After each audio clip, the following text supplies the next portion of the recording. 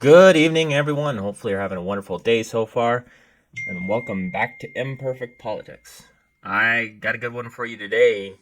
Liberals lost the Montreal by-elections, which they have only lost twice in the last 40 some years. But first, quick plug. If you like this video, if you could subscribe, that would be awesome, and give it a like. With no further ado, let's get into it. In English, your reaction to the results last night? Well, first of all, I want to congratulate everyone who stepped up in putting their name on a ballot at a time where we know politics is a challenging moment. I also want to highlight the thousands upon thousands of volunteers who stepped out, lots for our party, but lots for other parties as well, to show that people are still very much engaged. At the same time, we need people to be more engaged. We need people to understand what's at stake in this upcoming election. Obviously, it would have been nicer to be able to win and hold Verdun, but there's more work to do, and we're going to stay focused on doing it. What do you think went wrong? Oh, I think there's all sorts of reflections to take on that, but the big thing is to make sure that Canadians understand that the choice they get to make in the next election about the kind of country we are really matters, and that's the work we're going to continue to do. So that's how ignorant and prideful Justin Trudeau is. He thinks that the reason that they lost is because Canadians just didn't know and just didn't vote right. No. Canadians know what they want, and they know what kind of Canada that they want, and they don't want a poor, poverty-stricken, government-controlled Canada. Also, they don't want you. And this is what happens when you don't listen to Canadians and don't step down. You start losing, and losing strongholds. These are two strongholds that Liberals have already lost because of Justin Trudeau. I think I'm pretty interested to see if somebody goes out to Montreal and asks people why they voted the way they did, kind of like the CBC did in Toronto. Why do you think the Bloc won and not the Liberals? Well, listen, the first thing I would say is that today, what we need to be, it's not exact. Obviously, it's not what we expected as the outcome. We need to be humble. You know, every time Canadians express themselves, we have to listen and be humble. I would say we need to redouble efforts as well to show that the Liberal team is the best team to deliver for Quebecers and making sure that their interests are well represented in Ottawa. It's also a time to say thank you to all the candidates and volunteers. Now, a lot of people have put a lot of hours in this day and age to do politics is more challenging, so I want to thank them. And listen, saying clearly to Quebecer that the Bloc won't be able to block the Conservatives, and if we want to maintain what we have achieved for Quebec, but the rest of the nation over the last few years, we'll need to work together and make sure that they understand we're the best option for them here in Ottawa. What needs to change? Champagne is now saying is, we haven't been saying the Liberal spew enough. Canadians just don't know, so we're gonna have to keep on bashing them over the head with the same talking points, and eventually they'll just vote for us. No, now they just have to hope and pray that the Bloc Quebec will vote with them on everything, so they don't bring along an election. Why do you think redoubling your efforts, which led to you guys being down in the polls, losing Toronto St. Paul's, now losing last night, why redoubling your losing efforts? Why is that the move? Well, why listen, not change? I don't know what would be the alternative. You know, when you see something like that, what you need to do is to make sure that you listen to the people first. You take stock of what Canadians have said, people in La Salle-et-Mar and out west. But at the same time, is making sure that we present a plan, a vision that would meet the aspiration of people. I think people want to see people are going to fight for them. People are going to maintain also what we have achieved socially. There's been a lot of advancement, what we have achieved economically, and that's why I say this is not a moment to let down. It's rather a moment to double down and making sure that, you know, we bring the energy, we talk about possibility, opportunities, we talk about the future of this country. I mean, you know, we are here to work for Canadian, and that's what they expect from us, you know, taking stock of what happened, but also looking forward. So does nothing. So they kind of got a clue, or from what I'm hearing, they kind of got a clue about why they lost, but they just don't want to admit it. Or something like that, because they say that, oh, we got to provide hope, we got to provide how we're going to create a good economy, how we're going to do this, how we're going to do that, right? And that's what you got to do, especially in an economy that we have right now. But you keep on saying that, oh, inflation is down to 2%, and it's at 2% for so long. And you keep saying that, oh, we're the best economy in the G7 and all of these things, while we have people sleeping in tents, we have record homelessness, we have 48% of Canadians living in poverty. This is the reason why you're losing, is because what you're saying doesn't translate to what we're seeing on the ground. It doesn't translate to what Canadians are feeling and experiencing, and apparently you're not noticing that. You guys are too oblivious, and you live in your gated communities and just pretend that everything's okay. Why should Justin Trudeau stay on as Prime Minister after this? Well, because, like I said, I think, you know, what And that's the question everybody is wondering. Canadians have told us in many ways, at least what I read from that, is that there's concern, there's anxiety, and I think they're ready for a positive vision of the country. And I think if that's someone who can really inspire Canadians is Justin Trudeau. He's been clear that he's going to be our leader to the next election. We're going to be working with him. We're going to be putting the team. I mean, look at the candidate we have been able to attract. There's a lot of people coming to say, listen, I want to preserve, because the real issue in my view in the next election, in which society you want to live in. Who would you trust to give the keys of your house? What do you see that we have achieved you would like to continue? And I think when people are going to be voting, it's not really about asking, what is this vote going to do for me? But what is this vote going to do for our country? And I think when you talk to folks on the street, and trust me, a number of you were with me in the streets, people stopping me all the time and say, you know, Minister, we understand it's not easy, but keep on the good fight. We need someone in our corner. Yeah, there is concern. There is anxiety around Canada. And Justin Trudeau and the Liberals have created that anxiety with pitting Canadians against Canadians during the Great Cold.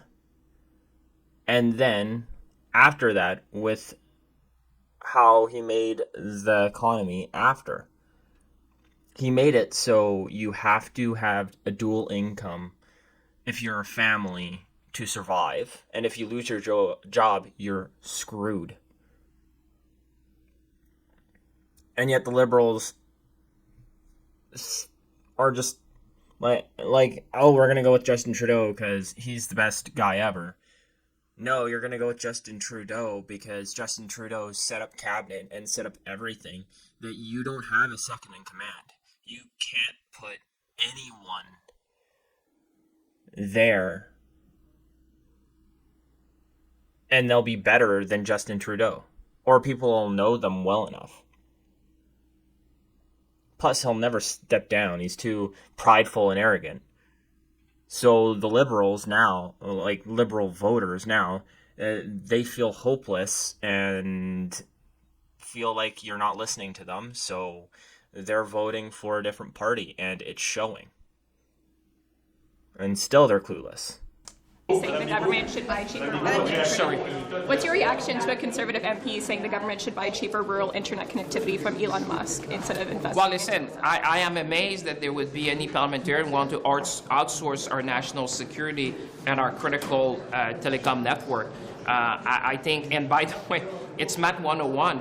I mean, we give a loan, we get interest, and we get stock. That's, you know, I don't understand. We need to teach them math. You know, they'd rather pay for something. I'd rather receive interest and give a loan. That's what we did. So, you know, we're going to be making at the point to them. We don't want to outsource our national security, and at the same time, it's much better to provide the loan and get interest to have to pay something. But what does national security in the Arctic have to do with it? Well, yes, this is about critical infrastructure and telecom. So this is really, I'm amazed that the Conservative would be willing to sell out our national security when you're talking about the Arctic, when you're talking about the North. This is about making sure we work with our NATO partners, with NORAD.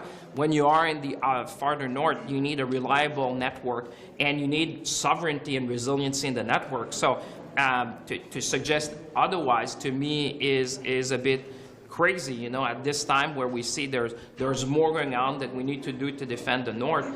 We're providing a loan to a Canadian companies that is going to be making they're going to design the satellite here in Canada, they manufacture in Canada, they operate in Canada. That's the kind of sovereignty and resiliency we want to see, especially when you're talking about critical military infrastructure that we need also for the defense of the North, but at the same time providing telecommunication to people. Okay, let's take all of that in and then say, yes, we want a Canadian company to build this because of national security. Okay. Why did you have to choose a $600 million massive company and gives them $2.1 billion to build this network? Especially when you had Elon Musk come out and say that it would only take less than half that. And you laughed in his face.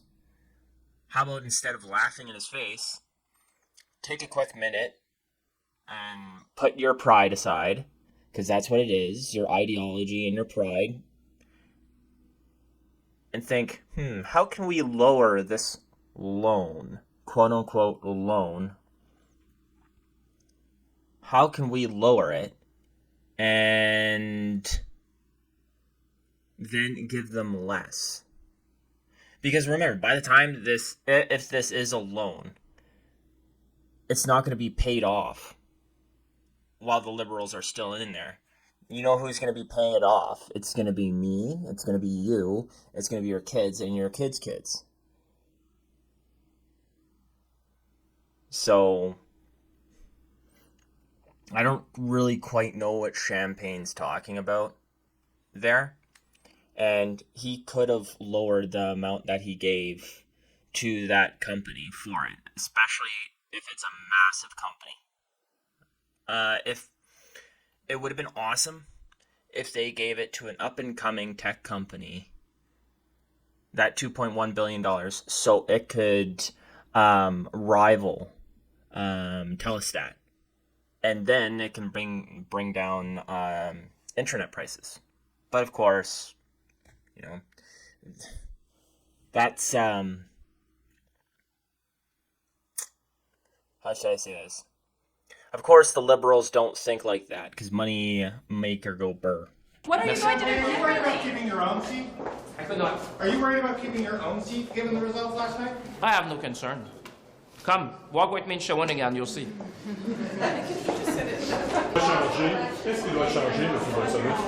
Look, I wish the Oh, Champagne, you should be afraid.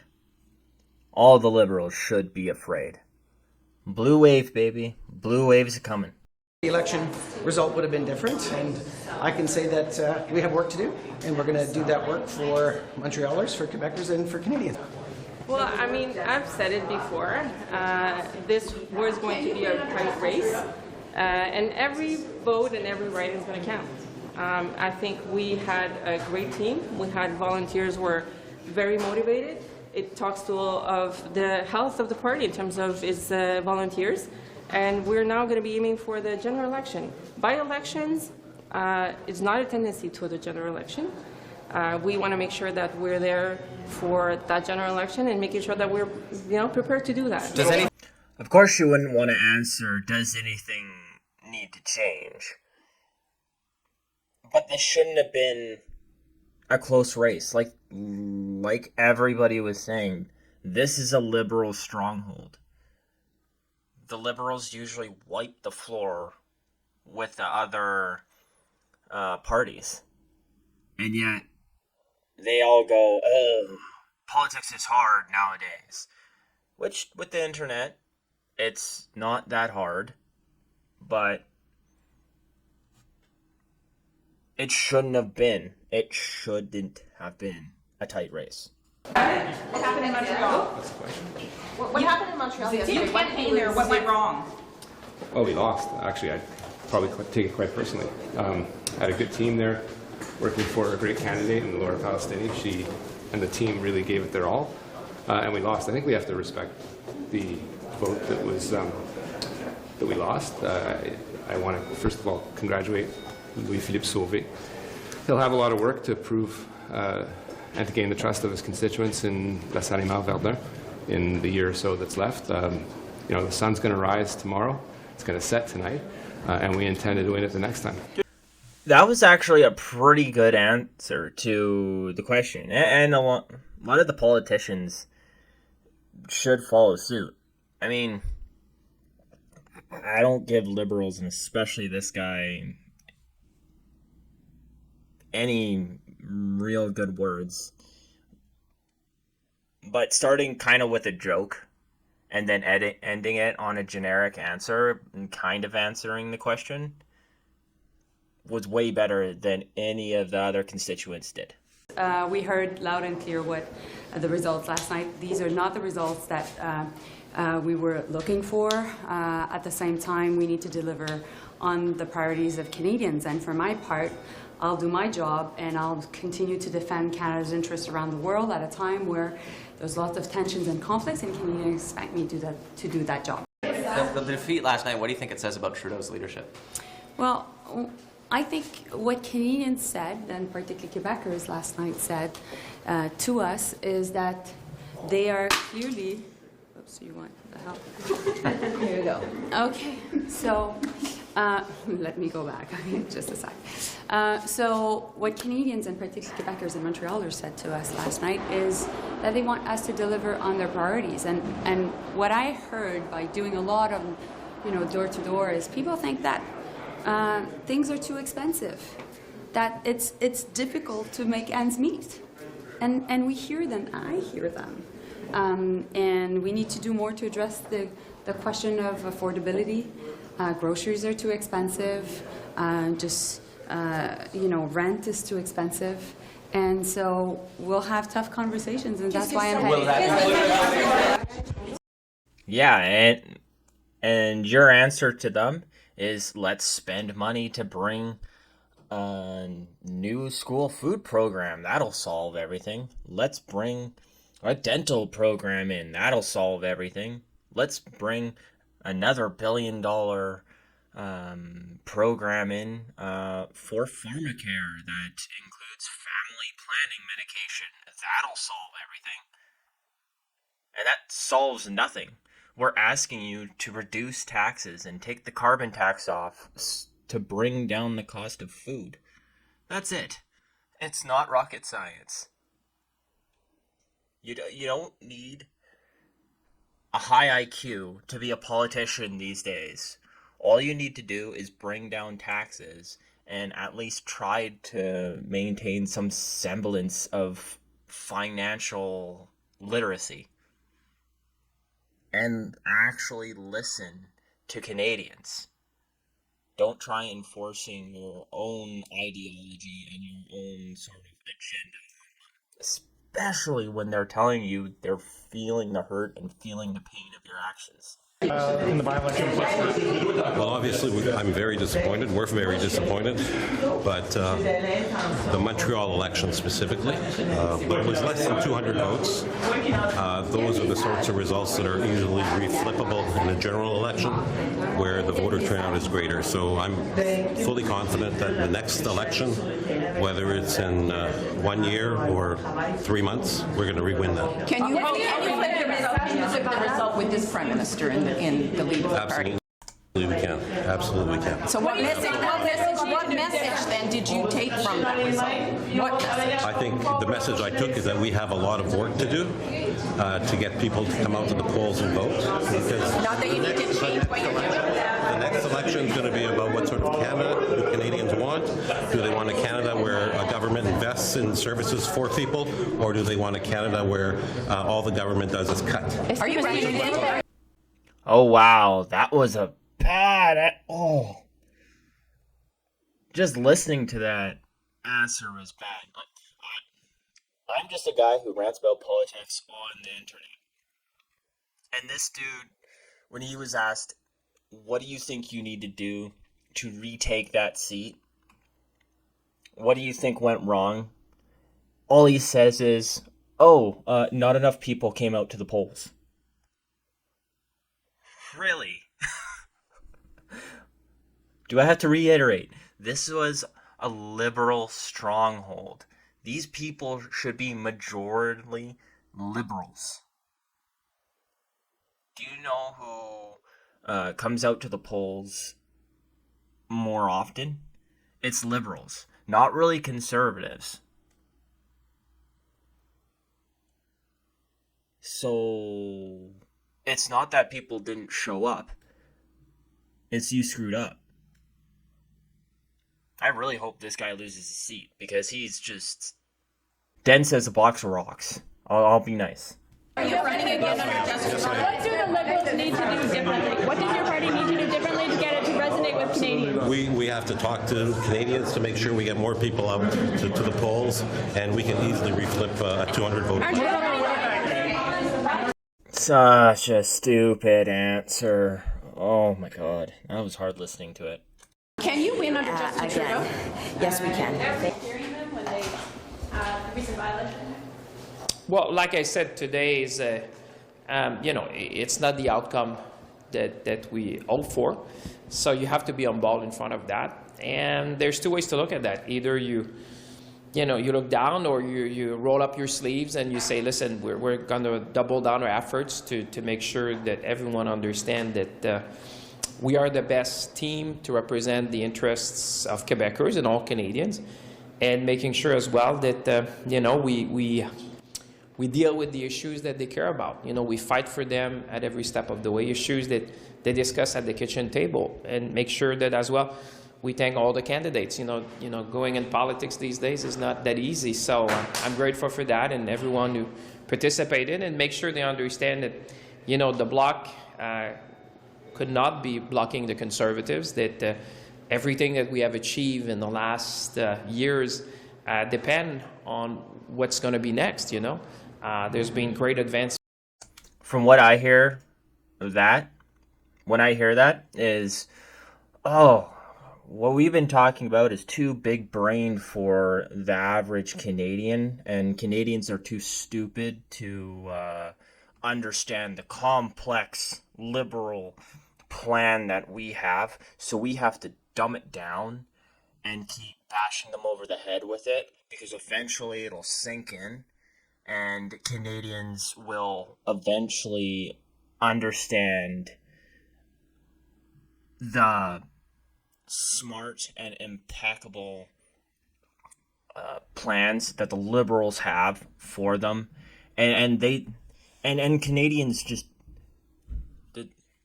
they don't understand that only the liberals can defeat the conservatives, because they're just too small-brained. I mean, it's what we have to do with these plebeians. That's why politics is so hard nowadays, is because we're dealing with stupid people.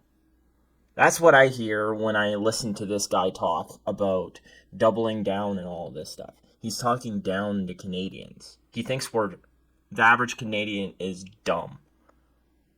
We're not. We just don't like you. That's it. You guys don't listen to us, we don't vote for you. It's how politics goes. It's not hard. It's not difficult. Just listen to Canadians. That's it. In the economy and socially, And for me, the next election, the question for people when they cast their vote is not really to ask what is this vote going to do for them, but what can it do for the country? Because we are at that kind of moment in history. What does redoubling your efforts mean? What are you going to do differently when you talk about redoubling your efforts? Well, like I said, when you see the results of yesterday, you have to take stock of what the voters have told us, so that they want to see us fighting for them. They want to see them focusing on the issues that they face in their daily lives. They want to see, I think, also more optimism. I think we need to talk about opportunities, possibly a vision that can inspire Canadians and bring Canadians together, making sure that vision, we often say that optimism is contagious, and I think we need a bit of that in this country. I'll see you a bit later. What was the mood like out there today? Listen, we're working for Canadians, and you see we have our House leader, so I'll be down to make sure that I... We don't want your foolish optimism, Liberals. We know how the economy is right now. We watch you in Parliament, and you guys keep on saying 8 out of 10 Canadians are better off with this stupid carbon tax that you keep increasing every year. When we see you in Parliament and during your interviews and say that, we got the best economy out of the G7, when we see you in interviews and in Parliament and you say, we got our interest rates at 2%, when Canadians can barely afford food, 1 million people are going to the food banks. We don't care that inflation is going up at a slower pace. We don't care that grocery prices are going up at a slower pace. We want grocery prices to come down. It's not a difficult concept, and the Conservatives are the only party who have a plan to bring groceries down. And just like you said right there, you're going to double down on your taxes. You're going to double down on the debt. You're going to double down on all of your talking points that mean nothing to Canadians. And you're going to double down on the lies. Call me crazy, but I find that stupid and small-minded. But apparently, politics is hard. My job is hard. You want to know hard? You go work outside as a tradesman in minus 40-degree weather in a blizzard, and then you'll actually know hard. You want to know hard? Work outside where if your skin touches the wind, you'll get it frozen, and your ears might freeze off. Then you'll know hard. Not your job where you get to sit inside in your warm office and pretend that you're actually making decisions on Canadians. Not a by-election question, a carbon tax question. BC Premier, what did you know that was coming? Did you have any thoughts on? Did that surprise you? What am I trying to answer? Did it surprise you? It did surprise me, and in fact, I was speaking with the Premier in the morning, so I heard about it in the afternoon. I think they were trying to sort out exactly how they were going to respond to what the federal leader did, and that was the decision they made. But I would say that BC has been a leader on climate, and they have an effective climate plan. I think the challenge of the way in which they implemented the price on pollution is they don't actually recycle all the money back, and it did become an affordability issue. And what I've suggested to BC is perhaps they should actually implement the federal system. Are you considering any changes to carbon pricing in light of the lack of support? Well, I wouldn't say that there's a lack of support. At the end of the day, I think if you look at public opinion polling, there is a large chunk of the Canadian public that supports it because it is both affordable and it actually effectively and efficiently addresses carbon emissions. But certainly, we need to be ensuring that we are continuing to emphasize to Canadians that 8 out of 10 Canadian families get more money back than they pay, and taking away the Canada carbon rebate would actually make people who live on modest incomes poorer. Do you think the next election could be on the carbon pricing? No, I don't, actually. I mean, certainly it'll be part of the discussion that happens during an election, but it will be part of a broader conversation around a range of issues relating to affordability, but certainly relating to climate change. I mean, at some point, Mr. Poilievre is going to have to tell us whether he even believes climate change is real, and if he does, what he's actually going to do to address it. So are you going to do anything with the requirement? Because they're asking you guys to drop the requirement. At this stage, the province is free to actually do whatever it wants to do with respect to pricing, so long as it meets the federal requirement. The federal requirement at this point is the federal requirement, and I don't think we have any intention of it looking to change that. So you're not considering any changes right now? No, we're not. Thank you.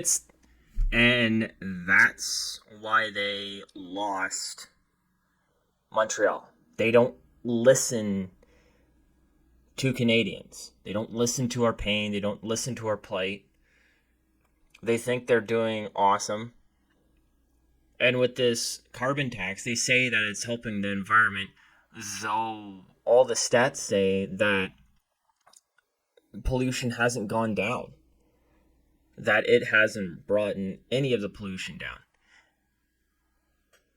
So I don't understand what he's saying.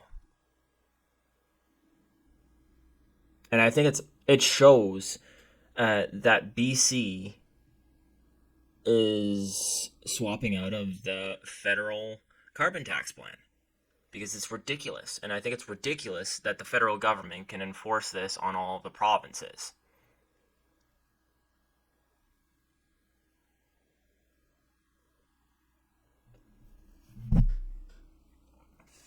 But they're going to keep on banging the hammer. They're going to keep on clubbing us over with this stupid carbon tax and say that it's affordable. Say that 8 out of 10 Canadians get more back. Oh, this is going to hurt poor people.